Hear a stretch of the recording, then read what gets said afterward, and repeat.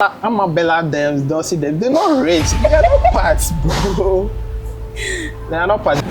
So anytime he's trying to project himself as a voice of reason, it bore me like, yo, because we know you. You're not a voice of reason. You started as a skit maker.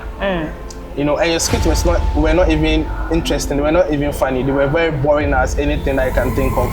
And he was trying to be more comedic, like this guy on TV3, who is not even funny. The one who Giovanni Caleb. Yeah. So he was forcing to be funny and all that. So look at Leila. Look at how Leila does to talk that thing and things, but people think it's funny. But I don't see it as funny.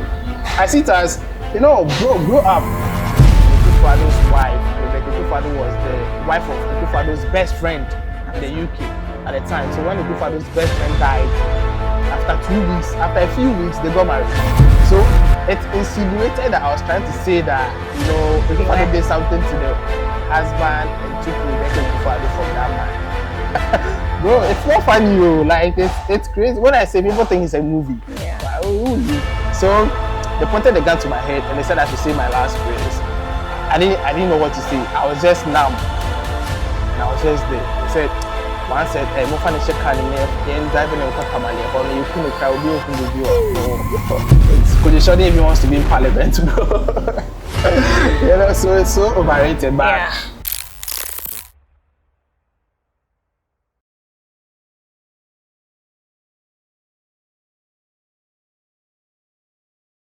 In a time where opinion trends faster than truth, we sit down with one of Ghana's most polarizing voices online. Some call him fearless, others call him reckless. But on Ghana's X Street, everyone knows the name Bongo Ideas. He first burst into the spotlight in 2021, not for a feel-good moment, but for tweets that got him kicked out of GH1's The Next TV Star. But instead of faded, he flipped the script, becoming an online distractor who takes aim at celebrities, politicians, and anyone in his process. So from feuds with Sewami here and Kwado Sheldon to lawsuits, online bans, and reported abduction, is he Ghana's boldest truth teller or controversy in human form? Let's find out. Welcome to Up Close and Personal Bongo Ideas. thank you. I'm glad to be here. We're glad to have you as well. Yeah. Now, before we dig into the whole scandal surrounding your existence, can we get to know the man behind Bongo Ideas? Yeah, so basically I'm the man behind Bongo Ideas. Yes, but So- you're not Bongo Ideas.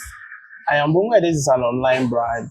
It's an online brand, but the person behind this is actually Albert not HYDE. Okay. So I'm a blogger, I'm a critic, I'm a journalist sometimes if I want to be. And yeah, basically, you know, I am known in Ghana for one or two things. I'm quite popular across social media platforms and all that. So yeah, basically, I think that's why I am. Yeah, so we know Bongo Ideas, we know what you do out there, but I want to know the person when you're not Bongo Ideas. Well, Bongo Ideas is Bongo Ideas on social media is different from Bongo Ideas in real life. So in real life, I don't even call myself Bongo Ideas. I call myself Albert not HYDE because that's my real name. Yeah, so where have you been? School, life? Yeah, so high school, I did at this school. Okay. I went to Adisadel. Yeah, so then I went to Legon. Then, yeah, after Legon, I did some international courses.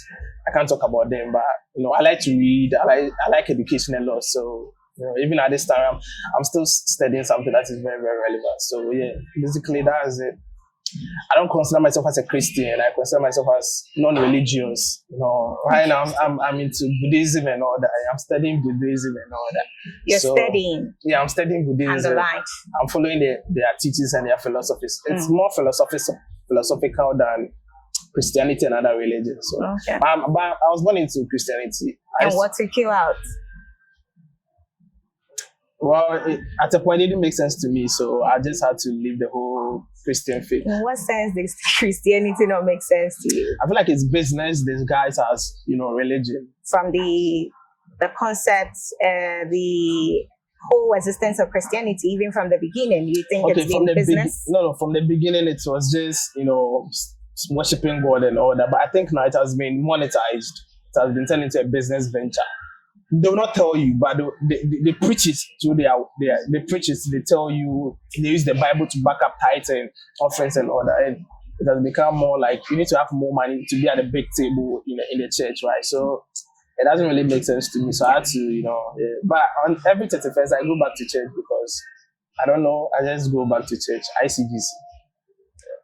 I really don't want to stay here, but being a Christian and you saying all these, I'm just thinking the Bible is for everybody.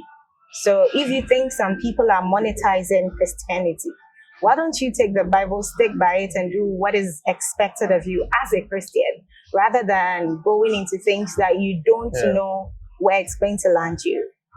Most of us, we didn't choose our religions. Sure. We are into Christianity or Islam because we were born into it. Yeah. For me, I want to find the truth for myself. I don't want to be boxed into one religion. So I study a lot of religions. I study almost all the religions. The ones that I feel they are more commonsensical, I go with it.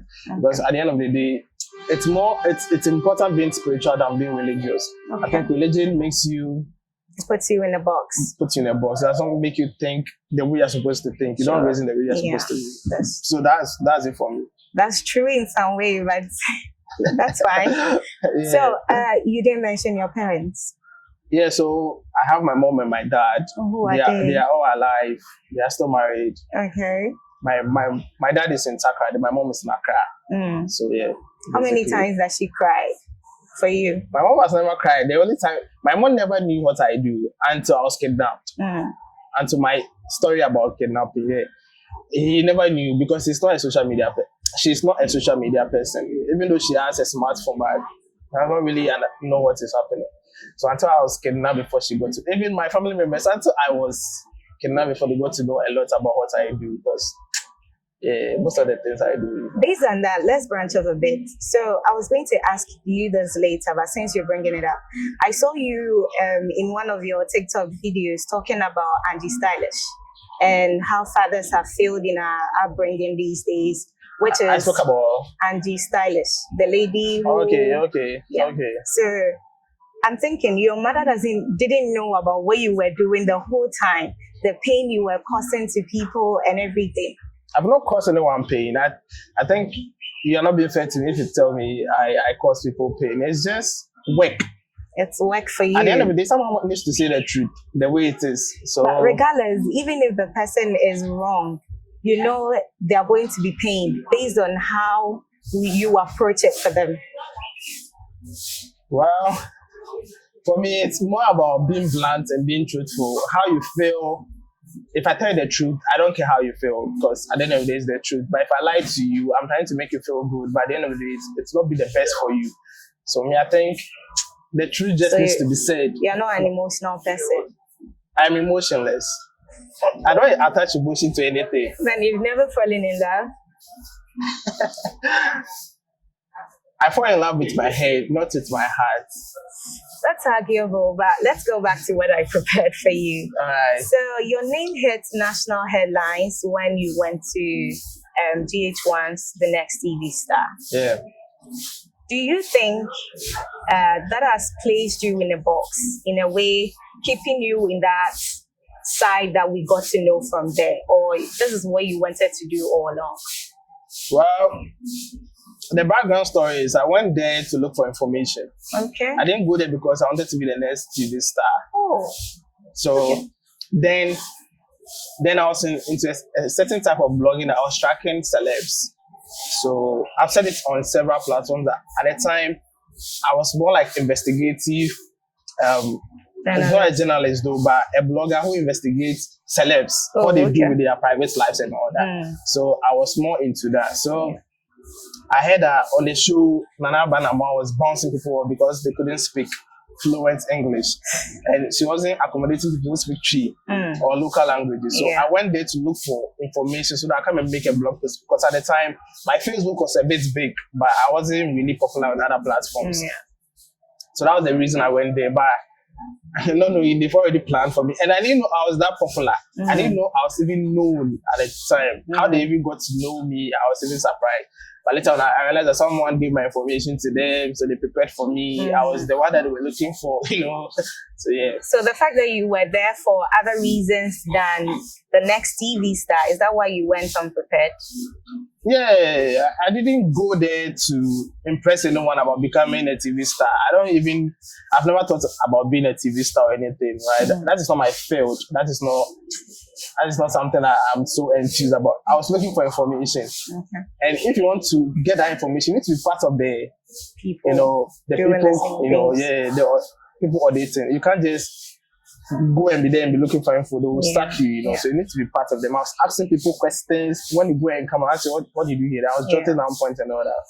So it was more like that, but yeah, they were looking for me. So what about them reading out your tweets and asking you about it?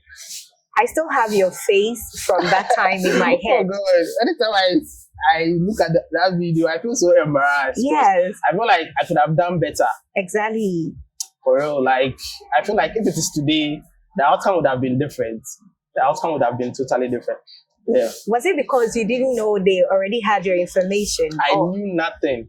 Okay. The moment I entered the studio, about 300 people came into the studio. Like, they were prepared for me. They were actually prepared for me. So they kept pushing me back. As in, they'll come and pick someone before me. They were reserving me for the moment. Yeah. Right? So, yeah. But what happened afterwards? Did you run home?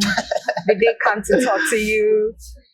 Yeah, so I was re-invited by Bolari. Okay. Yeah, so they wanted to give me a job. Yes. And they wanted to embark on say no to cyberbullying and all that. They use you as the face? They wanted to use me as say no to cyberbullying campaign. Please. But later on, I realized that it wasn't something I wanted to do. It wasn't good. If you had taken that up, it would have been. If I'd done that, that would just be the end of everything I wanted to do. Yeah. So.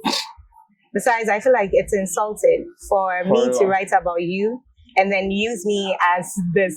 No, it wouldn't work for me. So I went back home and I called them that I can't do that. I didn't even call. I just ignored. You didn't go back? Yes, I didn't go back, and that was it.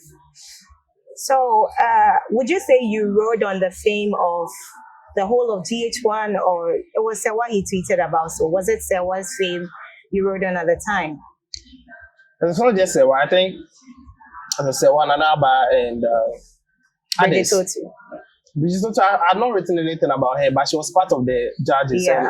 They had conspired, so she was part of the conspiracy. But she was not part of, I've not written anything. I don't even like her, so I've not written anything about her. But you like Sewa? For real. Is that why you wrote about her? No, but I like her as a person, Yeah, I've said it several times that she's the only crush I've ever had, Yeah. So, and you didn't think twice about what it would do to her for you to write all these things? Sewa's home was not really hard like Nanabe's own. We know, but Sewa is not as strong as Nanaba. Nanaba poses a strong personality out there. But she's fragile. She's really, really fragile. Things get to her. I don't know about that. So I'm trying to tell you that she comes across as a very tough person, but behind the scenes, she's a very fragile person. Things get to her. Things that you normally hear and just brush it off. For her, she wants to pay attention to it. So she's more like that. But because she's a perfectionist on the outside. People like that, you can't take worse for worse. You have to probe into the meanings other people would think and all that. So she's not all that. She's not all that. She doesn't impress me. That the way people rate her as based on her English speaking capability and all that. She doesn't really impress me. You don't like how she speaks? No, it's not even about that. I think it's so overhyped about how she speaks. No, it's nice. When you hear her, you don't want to get lost in that. Speak better than her. Do you know Jessica Paris-Aforo? I do. Of TTFM, former.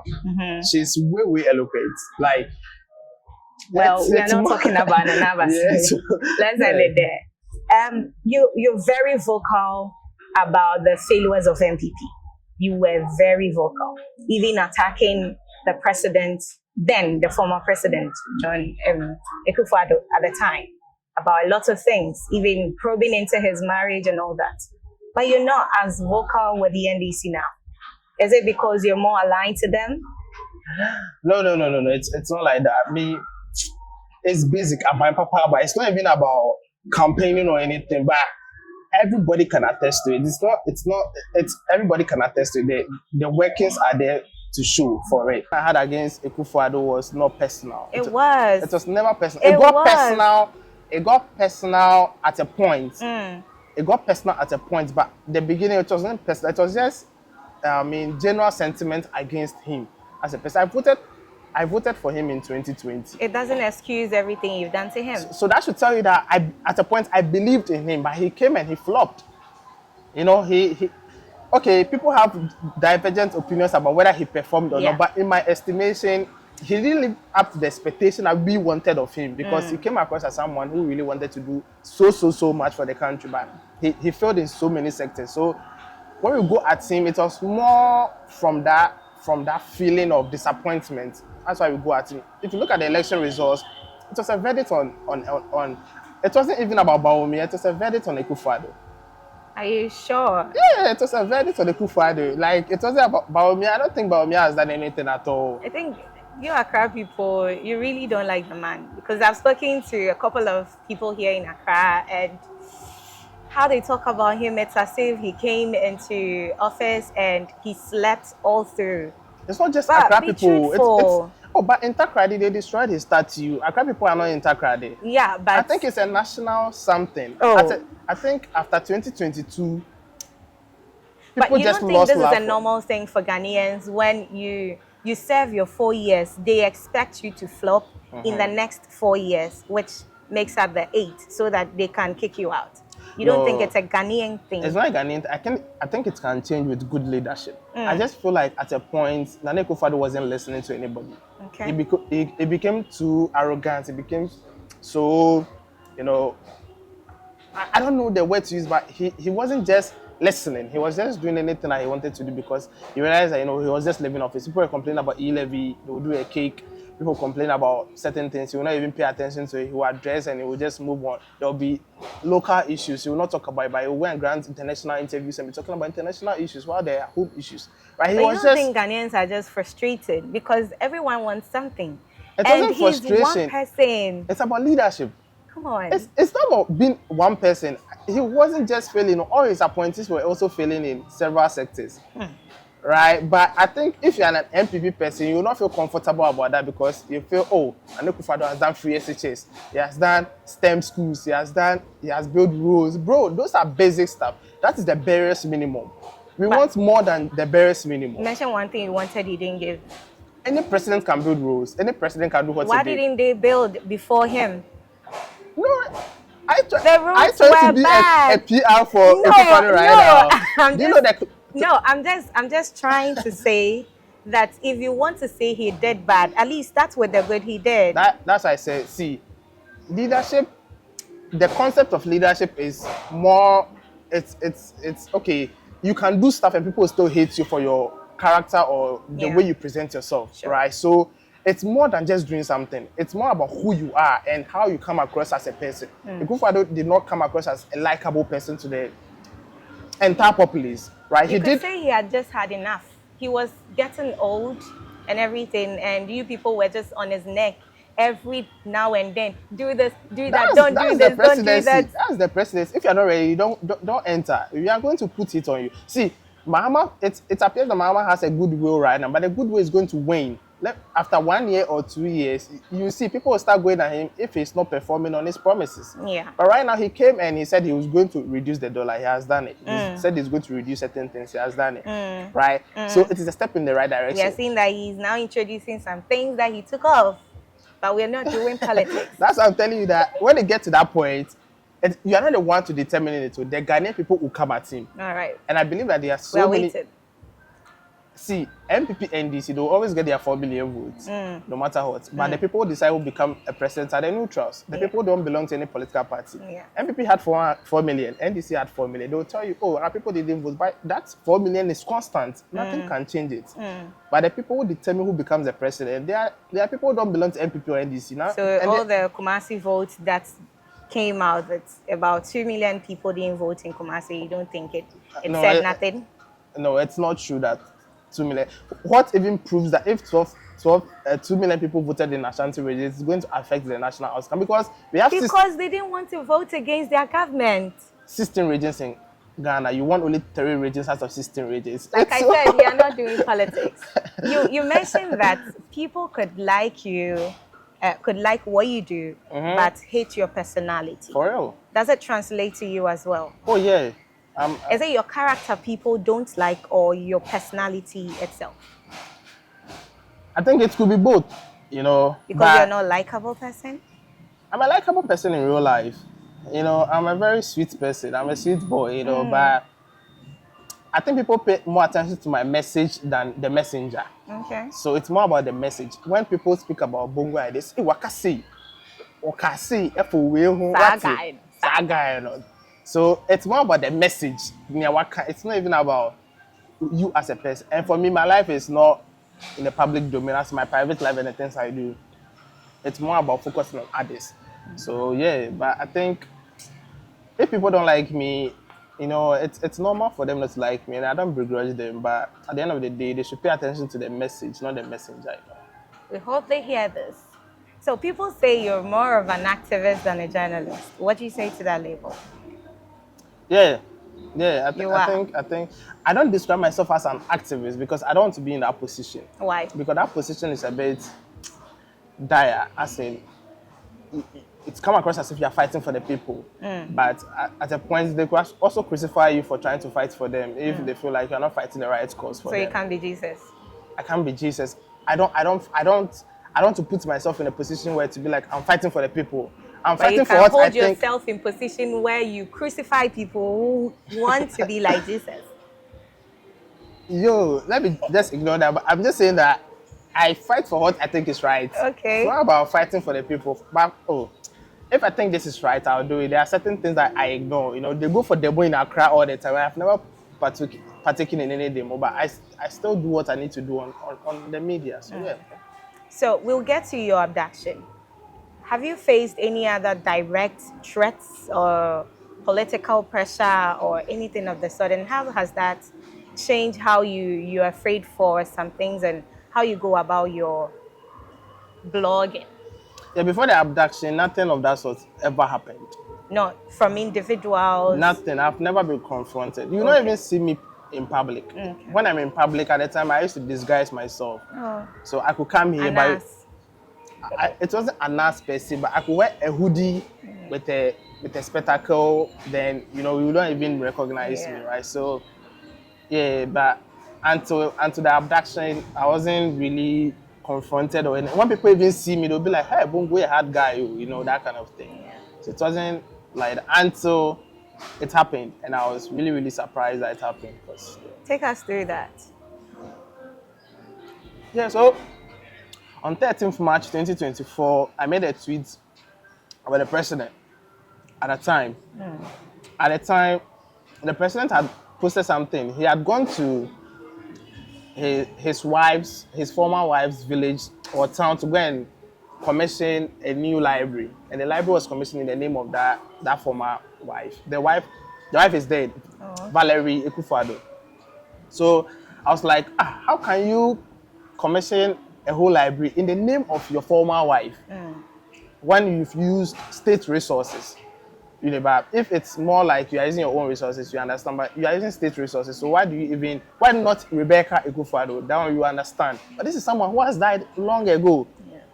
So that was where I came from when I started delving into private marriage and how they came about. So I made a tweet about the fact that Rebecca Ekufado, former whatever, has no child for Nana Ekufado, and that they got married in the UK. And Ekufado's wife, Rebecca Ekufado, was the wife of Ekufado's best friend in the UK at the time. So when Ekufado's best friend died, after a few weeks, they got married. So it insinuated that I was trying to say that, you know, Ekufado did something to the husband and took Rebecca Ekufado from that man. Right? So that was what triggered the whole thing for. Okay. So after I made that tweet, it went viral. Yeah. So on 14th, I think the next day around dawn, that was when they came to break my door down, pulled me out. Oh, when they came into my house, they broke the door down. Then they entered. Then I received like 3 slaps from there because it was around 2 a.m., 3 a.m. I was about dozing and all that. So they gave me like 3 slaps. That made me so embarrassing. So they put me on the floor and they put their knees behind me. Then they cuffed me. Then they put something on my head. Immediately they put something over my head. Then they ransacked the room. They took my laptop, my phones, anything that they can take, my documents, my certificates and all that. They took everything. Then the people in the area started shouting because they broke the door so fast. The people thought some thieves have come. So they came around and they were like, "Oh, they didn't call him." They said, "Oh, yeah, they didn't call Central. They didn't call Central Police Station. Why they? Say mobile, So yeah. So when I think they brought a van, that police van, but according to the people, there wasn't any number plate on it, and they've not written any. There was 1 police officer and 3 people in normal uniform. But you can say that they're security personnel because they were holding guns. Yeah. So they took me to the van and they drove off. The beating started in the van. Hey. So they drove off for like 30 to 45 minutes. Then they brought me out. They asked me to kneel. So I knelt and they pointed a gun to my head and said, I should say my last. I think where they took me, I could hear the sound of a flowing river. Okay. I don't know whether it's a river or a stream or whatever, but so it felt like they were going to shoot you and put you in a river. Yeah. So, bro, it's not funny, like it's crazy. When I say people think it's a movie. Yeah. So they pointed the gun to my head and they said I should say my last prayers. I didn't know what to say. I was just numb, and I was just there. And they said. One said, "Hey, mo fani check car ni you driving in Kotamale. Ho no you couldn't cry. Obi you couldn't baby." Oh, I'm not kidding. So they drove me. Then I think they drove me for like 30 minutes again. Then they took me out. Then they sent me to. They took me up a flight of stairs, right? So they took me up. Then it was I don't know, but it was like an office. I was still blindfolded, so I don't know. Then they said, "Commander, you do not go." And the commander was like, "Bongo Ideas, no, and the people who brought me said, "I'm Patrick, only." I said, "Move funny laptops and then the phones branding and search." So that was when they started beating me for the password because I wasn't ready to give the password to them. They said, "Do you want your life or you want the password?" So they beat me for a very long time, and I realized that if I don't give it to them, so I gave it to them, and they said, "Move funny call." So they put me back into the car and they drove me off. Some rough rules and things, So then they took me to, I think, a basement. Yeah. But we descended, and they put me inside and they shut it and then they left. So I was in the basement. So that was where, I thought I was going to die or something because I was blindfolded. I was handcuffed at the back. So I couldn't lie down. I couldn't stand. Like, I didn't know what to do. So that was when the news started trending that Bongo Ideas, it was all over. That was when I was in the basement.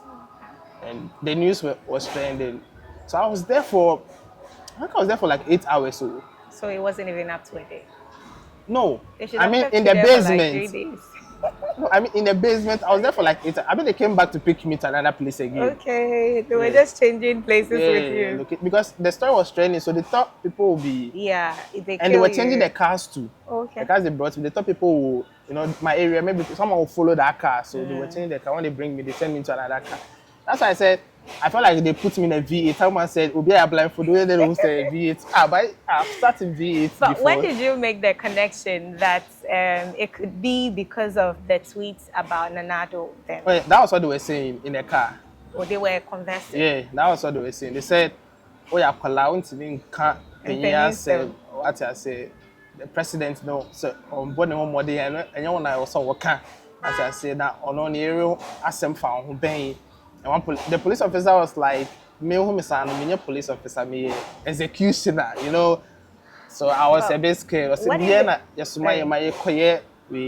if it was maybe a vigilante group that did not take a liking to what he had said, but it wasn't specifically coming from the president? How would you know? I think the reason I believe it came from powers above was after they took me from the basement. they took me to a different place. Okay. And I think they said they wanted to wait for a big man to come. Okay. So I think the big man came, and the way the big man spoke, it sounded like someone who is an appointee or something, because the big man spoke with some authority. Yeah. And he was giving warnings about the president specifically and the wife of the president. Yeah. And it was very, very straightforward. And it was a warning that if I repeat it, I'll vanish and they'll never see me again and all that, right? So, but let's go back. If the president was commissioning a library in the name of his dead wife, and you didn't take a liking, you didn't like that, or you thought that wasn't in the interest of the state, yeah. Why attack his marriage? Why not attack his governance? Why not attack his personality? Why his marriage? Because that was going to go against Rebecca as well. Yeah, but there must be a background to why I would speak about the library and be like, it wasn't right for him to commission a library in the name of the late wife. So you need to give a background to why you think it's not the right thing. And that was why I did. And I think what really triggered this was a day before the president had posted, his wife a birthday message. Rebecca. And I wrote trophy wife. I wrote trophy wife. And when you see someone is a trophy wife, we all not everybody understand, but it just means that you marry the person because penny panel, and you don't want anything from the person. The person just should be your wife. Yeah. Whether the person sweeps, you don't care. Whether the person washes, you don't care. Whether the person gives birth for you, you don't care. That person's like a trophy to you. You put him on a pedestal, and so why would I say Rebecca is a trophy wife? Then I need to give the background. But trophy wife doesn't actually sound bad. It's not bad, but why would you get married to your friend's wife? Okay, so you could have ended it at maybe your wife is dead 4 years ago. Why would you commission a library in her So name? that was the first when part. Your wife, because in some sense, it looks like you were rooting for Rebecca. But in another sense, it looked like you were just out for blood, regardless of who got cut and all. When Mama was president in 2012 to 2016, do you know what they said about Lordina Mahama? They said we are not doing politics. Do you know the trend of Papa don't? Yes. Yeah, so I think mine is not even far-fetched. Mine is more the truth. The truth, but they don't want it to come out. It's more like when there was a news about Baumia having a second wife. Some people believe it, others will not believe it. But there are always issues like that are so personal that people do not want to come on. But when you're a president, see, you today become a CEO of any government institution, they will probe into your life. Yeah. They will find everything about you. But no one wanted to know about what had happened for Nanado to marry Rebecca. We're asking you for that. They wanted to know. That's why the post went viral. No, that's because people were surprised that someone will have the audacity to do that to the president. Because nobody knew about it. It's an exclusive information. You called for the abduction. If you had died, you called for that. Well, I don't think it was just that moment, but I think they were looking for me. They had already planned for because the way you it were happened. Saying anything It wasn't without anything. cares. It wasn't anything. It was something. Okay. So what changed their mind? Why did they not kill you, and when did they bring you back? Why you thought they? Bro, I don't know if they came to kill me and their mind changed, or they came to instill fear in me for me to, I think it's more like intimidation and instilling fear. If they also came to kill me and maybe someone called them that they should pull because I was trending, I don't know. But at the end of the day, I made it out. I passed out and they threw me somewhere and I recovered and I came home. Did you get your appliances? No. So you're using a new phone? Oh, it was then I used several phones to answer this one. But I didn't get my laptops because my laptop was a MacBook. So it was a very important, but I didn't get. But I think they were looking for information. Like, that someone supply me with information. Because when they were beating me, they were like, say NDC 2 say Mohammed 2 like, it was more like that. So I think they were looking for. But where were you getting that information from? They think I get information from somewhere. Where were you? I'm asking you. I'm not asking about what. I don't get information from anywhere. So how did you get to know about? I'm always the source. I'm the source. I'm the source. That's interesting. If you don't want to say, it's fine. Oh yeah, sometimes. So God speaks to you that, oh, Bongo, there's this, and another, this. For political issues, I think I just delve into it. The pastor, but for celebrities, sometimes I get exclusives. Yeah, but for political issues, I'm more into political Like issues. going to I hotels know, to ask about whether it's yeah, that was in the past. Yeah. So you don't do that anymore. Oh, no, I don't do that. I don't do that. You were scared Captain Smart to chase you. Yeah. Captain Smart, bro. Captain Smart, I order a combo as well. So, do you think Ghana has space for freedom of speech, or we are just pretending? On the freedom of speech ranking, we fell off.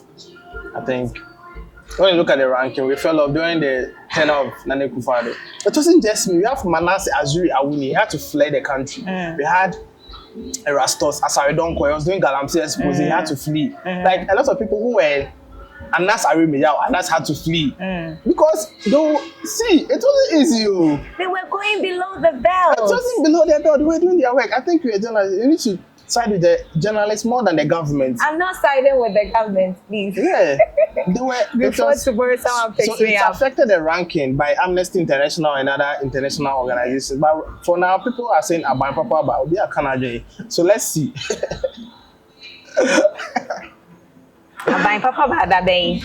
Oh, 5 months ago. How long did it take for the Nana Akufo-Addo's governance to affect freedom of speech? If you are talking about Aban Papa, I think within the first 2 years. Really? I think in 2019 also, and I think 2018 also, Anas did the expose. And from that time, everything just went, you can't say certain things. At Akufo-Addo's era, you can't say certain things. For that one, we need to put it very clear. But you don't think there should be a limit to what people can actually say? Because once someone assumes the role of a journalist, a blogger, or within that space, they feel like they can say anything, some without checking the facts, and then bringing just about anything on the outside without checking how it affects other people as well. You may be doing your work, but don't you think we should put a threshold to what people can say? Yeah, but that shouldn't be determined by the government. That should be determined by the National Media Commission. I think the National Media Commission has been, given the authority to check content and all that, right? But the moment the government steps and interferes with freedom of speech, anywhere in the world, anytime there's a war, it begins with freedom of speech when you are stifling the people from saying what they want to say. If anybody says anything, the National Media Commission can hold them to account. Yeah. But the law also establishes that nobody can hold your word to ransom. As in, that's why even when there's a defamation suit against you, you don't go to jail. As in, nobody can hold you to ransom because of the things you say. So that is why maybe there's some leeway. And Ghana is more like a model of democracy. So anytime we try to do anything to stop people from speaking their minds, it affects our democracy tag, right? So I think that's why the National Media Commission will even be a bit more reserved when people like, Captain Smart and, Kelvin Taylor, or they could actually block their access from people viewing them, but they won't do that because they like to affect our rankings and all that. So there should be a threshold.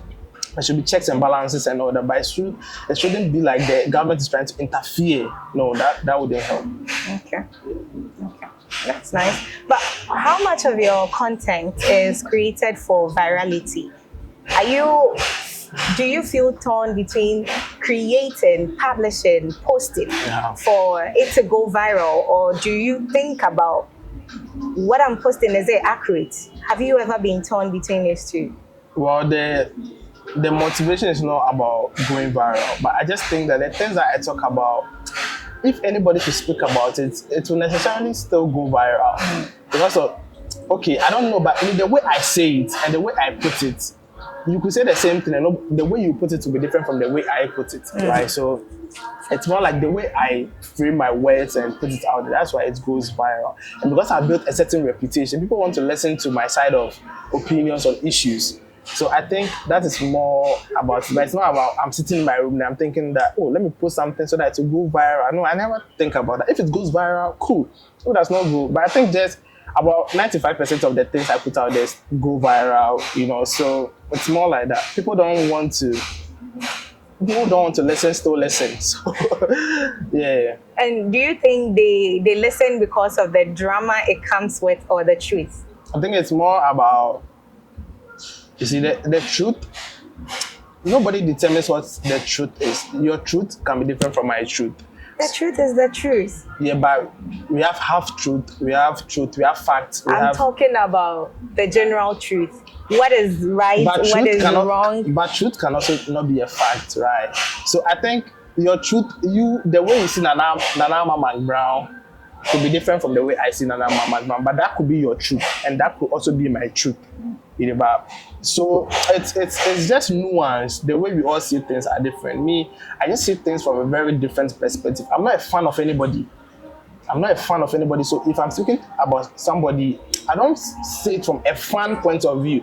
Most people, they say things from a fan point of view. So if I'm a fan of Shatawale and I'm speaking about Shatawale, I'll say it in a certain way because like I'm you a fan. wouldn't step on his toe. I mean, I'm not a fan of anybody. I'm not a fan of anybody. I'm not a friend of anybody too. If we want to be friends, we can be friends, but I'll still be friends with you and still say what I want to say regardless. Yeah. So I was going to ask you, is there someone in the industry you wish liked you? Since you're saying you don't have friends, you're not fans of anybody. I don't want to be liked. Being liked is, I don't think anybody should be in this world and try to do things to be liked. You don't have to do things to be. Even psychopaths have people that adore them. Oh, people like me. So is there someone that you, in the industry, maybe journalism, music, you don't have any? I have people I look up to. Okay. Even in the journalism industry, I have people I look up to. They are not even people, but I think I have only one person I look up to. That is Ben Adavle of CTFM. Okay. I don't look up to him because of his personality per se, but I just think the quality of work he does is just something that I admire. I don't want to be like him, but I respect him on that level. So it's more like that. But I don't think Ben Adavle should like me before I'll feel like I've reached already. If he hates me, I don't care. But there are certain people that I put them on a certain pedestal. So yeah. So do you think there are celebrities that are overrated? The celebrity tag in Ghana is really cheap. Anybody can just I'm not talking about influencers, TikTokers. Talking about celebrities from when we were kids and we knew these people were celebrities. The celebrity. Give me an example. Oh, Jackie Appiah, Ejako. They worked hard in the industry to make their name. So yeah, but I know what you're trying to do, but the celebrity tag has evolved.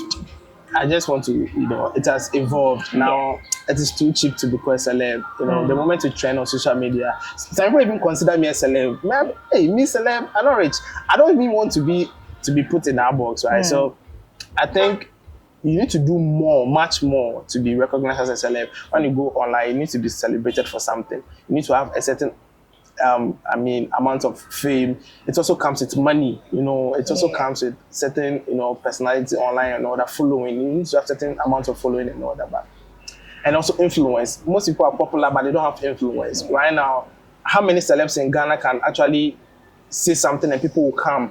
As in, are you sure Jackie Appiah can actually say something like, tomorrow, all of you meet me here, people will come? People? Okay, we can't tell. It is. I'm a Bella them, Dossie them. They're not rich. They are not parts, bro. They are not parts. The fact that they are pulling the crowd does not mean it is cosmetic. Those crowds are cosmetical. And look at the crowd. They are usually girls, and it is very easy to influence girls growing up. Girls they go to this place not because they want to buy or anything, but they just want to be part of the movement. The fear of missing out. They are very easy to influence. I'm talking about influencing people. Let Dorsey say he's going to go on a demo or something. The same crowd will not pull up. It will be a different crowd. And it will not even be to that magnitude, that number. The girls who pull up, they are for the aesthetics. They are just there. They don't add anything. They are just there for being their sake. Those girls cannot even fight for anything to happen in this country.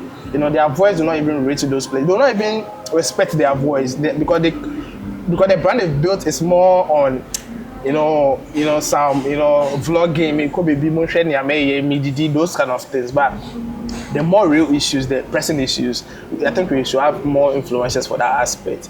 They don't see them, the Amabella them, Charlie, they're not rich. What has Kojo Sheldon done to you? Kojo Sheldon, we started blogging together. So you were friends? Yeah, not really friends, but we all started from the scratch when he was at OMG Voice. Okay. Right, so I know his story very well. So anytime he's trying to project himself as a voice of reason, it bore me like, yo, Kojo Sheldon, we know you. You're not a voice of reason. You started as a skit maker. And your skits were not even interesting. They were not even funny. They were very boring as anything that I can think of. Right, so we went to OMG Voice. There was a host, like you, a host. Then you felt ill. You didn't come. Then they said, oh, we need someone to replace the host. Then Kojo Sheldon came to sit in. Now, Kojo Sheldon, because of he's coming from a skit background, he was more comedic, funny, and he was trying to be more comedic like this guy on TV3, who is not even funny. The one who... Giovanni Caleb. Yeah. So he was forcing to be funny and all that. So he built the brand to a certain level where when the host came back, they couldn't replace that host. So Kojo Sheldon took over. So he's not funny, but he was able to maintain, someone's seat. No, because with his Ghana, our sense of humor is in the gutters. So Ghana, our sense of humor is in the gutters. He was taking off his shirt. When you do those things, people feel like you are funny. So if you take your shirt right now, if you are reacting to a song and you take off your shirt, then you take off your cap, then you fall down, people feel like, look at Leila. Look at what Leila does to talk that thing and things. But people think it's funny. But I don't see it as funny. I see it as, bro, grow up. But nothing. So, the world doesn't revolve around you. Do you know that? I'm a critic, so it shouldn't revolve around me. Do your shit, but we will talk about it. Today, I can have an opinion on how you are hosting. Yeah. It doesn't mean you are not a good host, but that's just how I see you. You can't let anything go. I don't have an opinion. I'm just giving an example. No, I'm also asking you. You can't let anything. You see it, you must say it. Not everything. There are even things when it has no relevance to what is right. Since you say you criticize people so that they maintain rightfulness, so you say just about anything. I think it's more like conviction. Everything I say is out of conviction. So if you see it as me saying just anything, cool, but anything I say is coming from a place of conviction. I'm so convinced about what I say. So if I tell you that I don't see Kojo Sheldon as a voice of reason, it is coming from a place of conviction because I know where it started from. But your place of conviction, like you said, may not be the same as mine. For real. And who put you in that position? I put myself in that position. Nobody needs to put me there. You think you are there for people to see that, since you are saying that Kojo Sheldon is not this, then it means he's not that. You can choose not to believe it. I mean, people were on UTV discussing me, but they don't want to mention my name. But they were discussing me, so because you can choose not to. You're frustrating everybody. No. You're annoying. Okay, cool. I've heard that so many times. Yeah. But and you don't think that's true? I don't fucking care, bro. It's more about what I believe in. Someone needs to do this job. And I think I'm just the right person for it. Or maybe you started with Kojo Sheldon and he's made it to a point you wish you had made it. And that alone is maybe demeaning you. No. You feel like you need to give yourself something to feel like you're leaving. The platform Kojo Sheldon got, if anybody got that platform, the person will be big. You think you could have maintained that? If you had that platform, you would have still ended up. I'm talking about you because I'm not there with Kojo Sheldon. I'm not talking about Kojo Sheldon every now and then. I'm not jabbing him. I'm not like every now and then you jab him. OMG Voice was so more big. or less like he's taking something from you. Let me say something. OMG Voice. See, Kojo Sheldon's perceived success or relevance does not move me. Perceived? Yeah, it has not moved me. It moves people that it's supposed to move. I'm not saying that he has not done well for himself. He has done well for himself. He has crafted something for himself. Yeah. I respect his hustle and all that. But apart from that, I don't. There's nothing about him that actually enthuses me. As in, even the fact that he's employing people, he's helping people build on themselves. That is what I said. I respect that aspect of what he has done. But even right now, the reason people watch KSS is because of Scanty. Scanty is the reason people still watch. The employee that you're talking about is the reason people still watch. But if someone gives you employment so that you're able to do what is expected of you. It is the employer that we should praise, not you. That's the same thing Sheldon did to OMG Voice. When he was leaving, he left with Yawa of the Day. He became the face. Like the way Scanty is becoming more like a number 2 to Sheldon. So you think karma is working out? I feel like if Scanty should start his own channel and his own media, whatever, he's going to pull all the numbers to his place. You people are gradually trying to make the guy bad. Scanty. Yes, you want to draw something out of him. It doesn't bring anything to us. They are working together. It's fine. They are making it together. It's okay. If Sheldon knows, then why didn't he stay with OMG Voice? Then one day, he woke up and told OMG Voice that I live in. He has to grow. And when you were leaving, he took their show. Because why do you take their show? Maybe they had talked about it. You don't know what happened behind closed doors. Oh, bro, I know the story more than anybody else in this country, right? So after he took the show, the OMG people, they felt so bad. So it was a grudge. Oh, at the point they wanted to go to court and all that, but I think they found an amicable way to settle the whole issue. Why do you live with Yawa of the Day? Because Yawa of the Day was the most popular show on OMG, and you use that Yawa of the Day to build your platform. Because people now saw you as the face of. At a point, people thought Sheldon was the owner of OMG Voice, but he wasn't. Okay. And when I was leaving, he left with that crowd to his end. So that's how Scanty too can also leave and live with the same crowd to his end. But where do you draw the line between boldness and recklessness? Because you don't seem to see any line between the two. You're just I draw lines. Where? I draw lines. You don't see? No. Or there are certain people I can't speak about. Maybe you're just biased. You're not as honest as you want to see. Give me an example of someone that I've been biased towards. Or for. Like Mahama. I used to criticize Mahama a lot. I'm just waiting for a time where everyone is talking about him to see what you write about him. Yeah, Mahama. So until then, I wouldn't. I don't want to mention. Go hard at him, but I just feel like when we get to the river, we shall cross. What do you think makes you relevant? I think, I am not someone who really thinks more about relevance. I think more about impact. And I think I am an impactful voice. So I feel there are two mediums that you can use to make fame. You can make fame by making a name, then you use the name to make an impact. Or you can make an impact, then use the impact to make a name. Like Bastor Boys, they're making an impact and it's making a name for them. Yeah. Me, I started by making a name for myself. Yeah, still making that name. And I think the name is becoming more impact. I think I've used the name to make impact. Okay, people can shit on that and be like, oh, what kind of impact? They see anything, they talk trash about people. Yeah. What kind of impact is that? But me, I feel for me to even become that voice alone, it's enough. Me, I contributed to the NDC winning the election. So my story, my persistence, and everything. It is now that people want to get to see on Twitter. It was just agenda. The boys were fixated on agenda. Me, I came and I showed them the way that, bro, move from agenda and talk about politics, talk about national issues. Me, I hate from politics and national issues. They came to pick me out.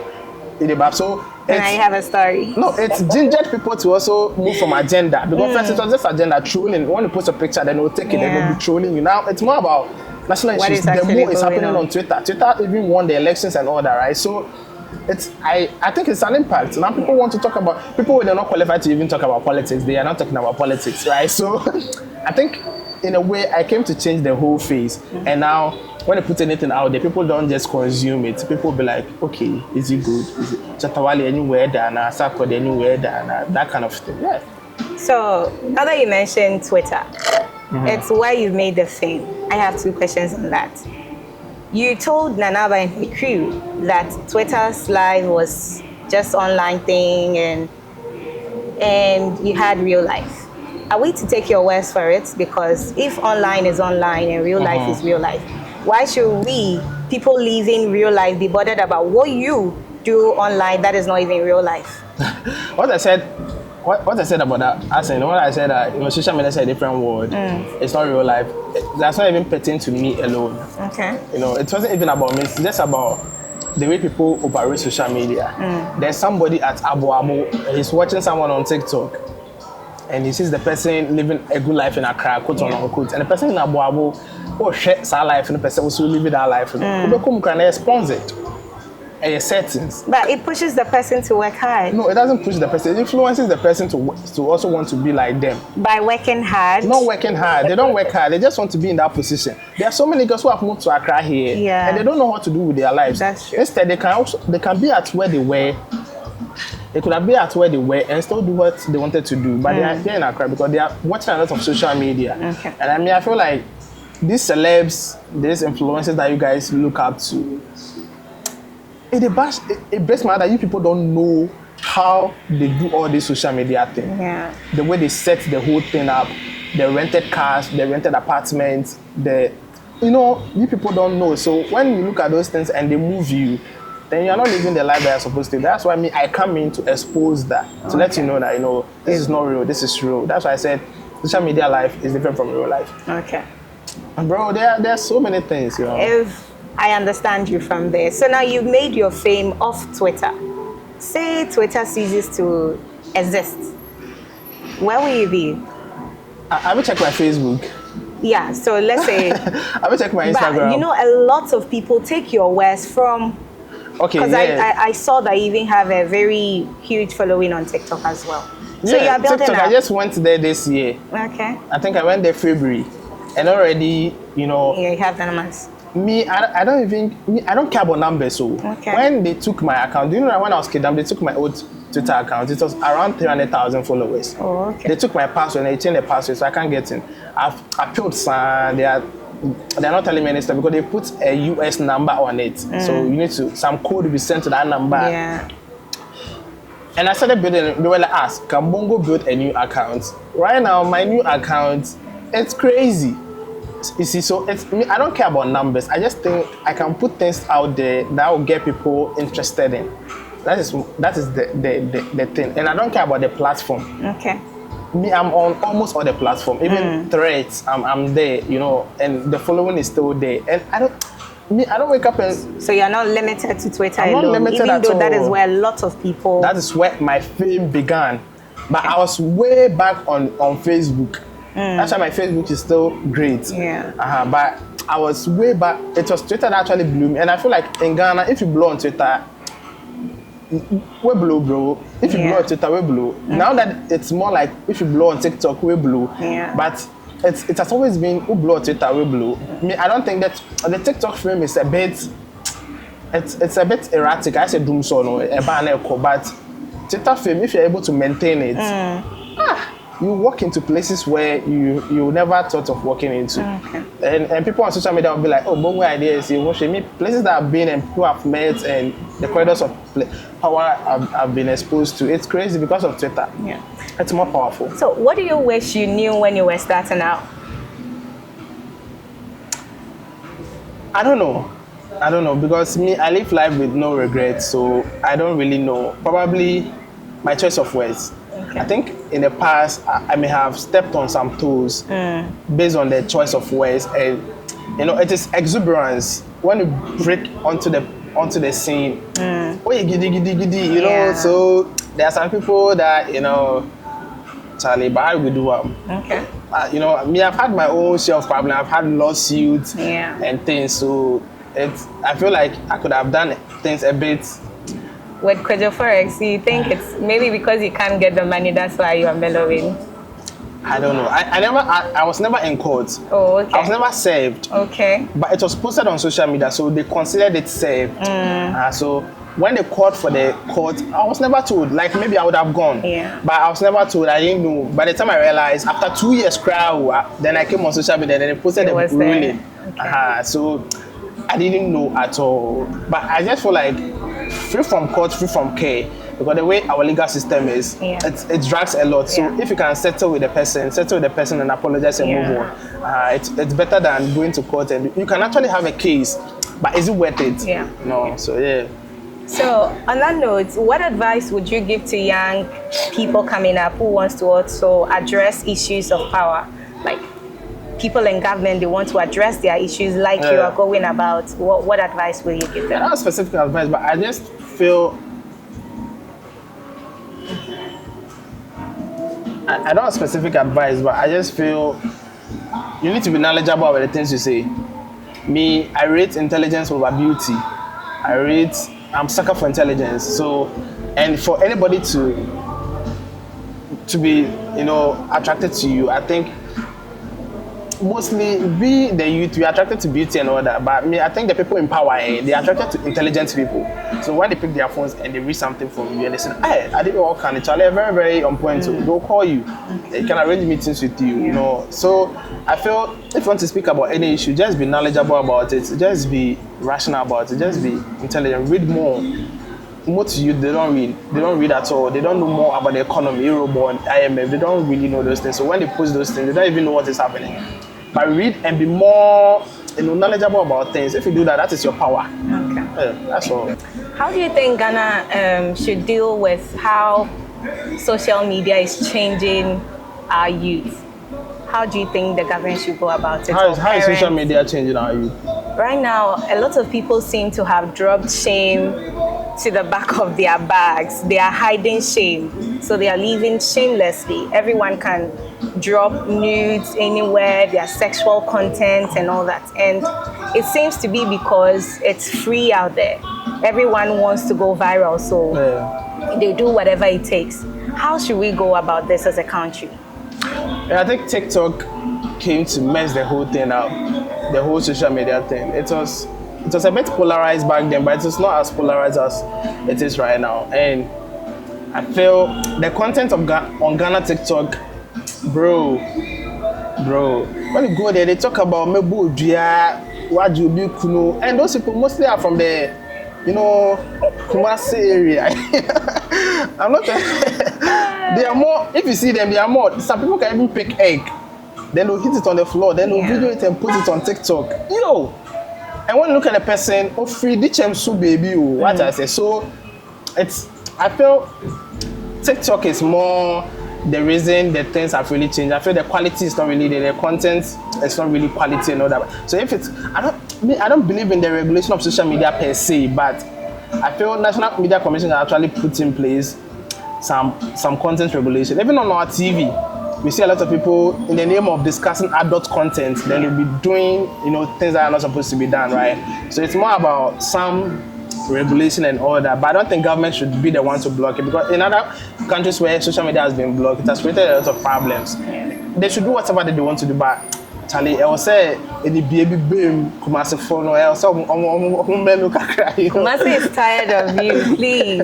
If I talk and I don't speak about them, I need to give the shout out, bro. So you don't think these brawls and snap breaking, then egg breakings and all things between content creators, they are really for maybe public discourse? It gives you something to talk about. It helps us. It's bullshit.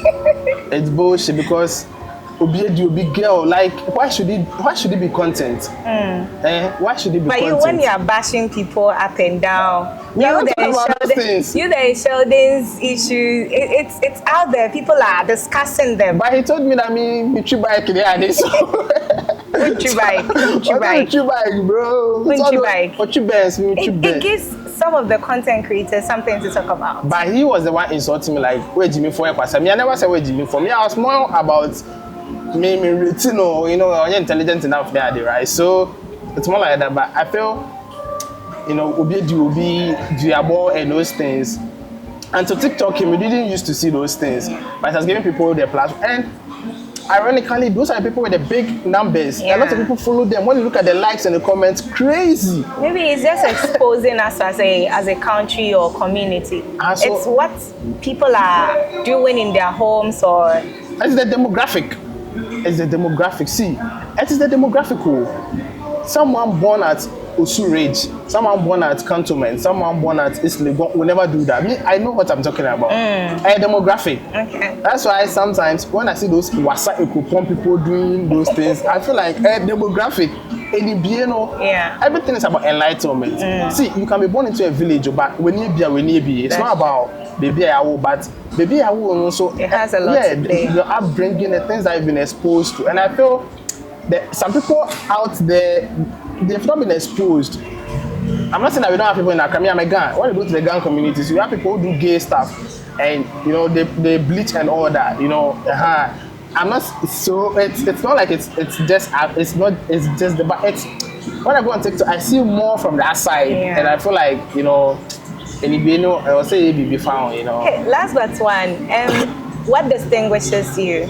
We know you're harsh, but like David, the other guy in Savage Room, he's also harsh.